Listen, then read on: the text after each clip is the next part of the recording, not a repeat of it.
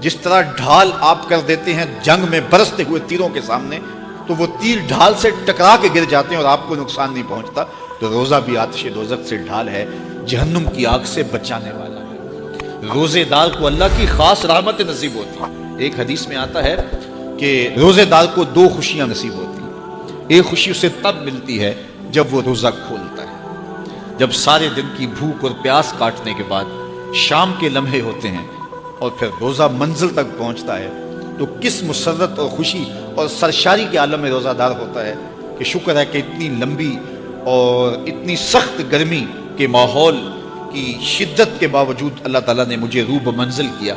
تو اس وقت ایک احساس اس کے ساتھ جڑا ہوتا ہے، اور پھر جب وہ ٹھنڈا اور میٹھا مشروب اپنے کام و دہن میں ٹپکاتا ہے اور وہ ٹھنڈا میٹھا مشروب اس کی رگوں کو تر کرتے ہوئے معدے کی طرف بڑھ رہا ہوتا ہے، اس کی زبان بولے نہ بولے دل اللہ کا شکر ادا کر رہا ہوتا ہے، اس کا ایک ایک عضو بدن رب کا شکرانہ ادا کر رہا ہوتا ہے۔ وہ ٹھنڈا اور میٹھا مشروب رگوں کو تر کرتا ہوا آگے بڑھتا چلا جاتا ہے، لیکن شکرانے کا وہ پیکر بن جاتا ہے۔ وہ ایک مسرت، ایک خوشی کا عالم ہوتا ہے کہ روزہ بھی نب گیا، سارے دن کی تکلیف بھی کٹ گئی، اور اللہ نے مجھے افطار کے لمحوں تک پہنچایا۔ فرمایا روزے دار کو ایک خوشی تب ملتی ہے جب وہ روزہ کھولتا ہے، وَفَرْحَةٌ عِنْدَ لِقَاءِ رَبِّهِ، اور دوسری خوشی روزہ دار کو تب ملے گی جب روزے کے صلے میں اللہ اپنا دیدار عطا فرمائے۔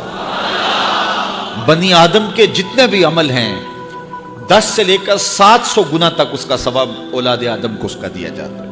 جتنا گڑ ڈالو اتنا ہی میٹھا، تو بعض کو 10 گنا، بعض کو 70 گنا، بعض کو 100 گنا، بعض کو 700 گنا، تو 10 سے لے کر 700 گنا تک بندے کے اعمال کا صلہ دیا جاتا ہے۔ لیکن میرے حضور نے فرمایا لیکن روزہ جو ہے اللہ فرماتا ہے وہ میرے لیے ہے اور اس کا اجر میں خود عطا کروں۔ جب وہ خود عطا کرے گا تو کتنا عطا کرے گا؟ سخی اتنا بڑا ہو تو پھر کیا عطا کرے گا؟ بلکہ بعض نے اس کو عجزی بہی کی بجائے اجزا پڑھا ہے بصیغہ مجہول، کہ روزہ میرے لیے ہے اور اس کی جزا میں خود ہوں۔ باقی اعمال کی جزا جنت ہے، جنت کی نعمتیں ہیں اور بہت کچھ ہے، لیکن روزے کی جزا میں خود ہوں۔ اور جس کو وہ خود مل گیا پھر جنت میں مل گئی، جنت والا جو مل گیا پھر جنت بھی مل گئی، جنت کی نعمتیں بھی مل گئی۔ تو روزہ اللہ کی خوشنودی کا ذریعہ ہے، اس کی رضا کا ذریعہ ہے۔ تو خوش نصیب لوگ روزے کی برکتیں حاصل کرتے ہیں۔ اور ایک روایت میں آتا ہے جب رمضان المبارک کا آغاز ہوتا ہے اللہ اہل ایمان کو اپنے بندوں کو محبت کی نظر سے دیکھتا ہے، اور اللہ جس کو محبت کی نظر سے دیکھ لے پھر اسے کبھی عذاب نہیں دے گا۔ اللہ اکبر۔ تو یہ روزہ دار کے لیے اللہ کی کرم نوازیاں ہیں، اللہ کی رحمتوں کے اجالے ہیں جو اس کے اوپر برستے ہیں۔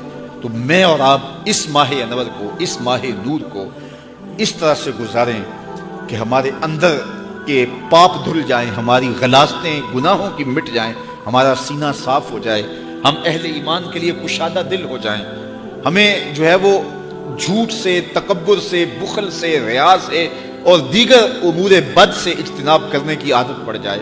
روزہ جو سکھانا چاہتا ہے ہم وہ اس سے سیکھ لیں، اور روزے کی برکات ضبط نفس کی صورت میں ہمیں نصیب ہو جائیں، تو ہم روزے کے بعد بھی، ماہ صیام کے گزرنے کے بعد بھی ایک نئی زندگی لے کر، ایک تازگی لے کر، ایک نور و روشنی لے کر کے جو ہے وہ معاشرے کے، اسلامی معاشرت کے ایک اہم فرد کی صورت کے اندر جو ہے وہ سامنے آئیں۔ تو اللہ اس ماہ صیام کی برکتیں ہمیں نصیب فرمائے۔ ہر سال مہینہ آتا ہے، گزر جاتا ہے، ہم پورا مہینہ بھوک کاٹتے ہیں اور پھر وہاں کے وہاں ہی کھڑے رہتے ہیں، تو پھر ہمیں سوچنا چاہیے، لیکن اگر تبدیلی آتی ہے تو پھر شکریہ ادا کرنا چاہیے۔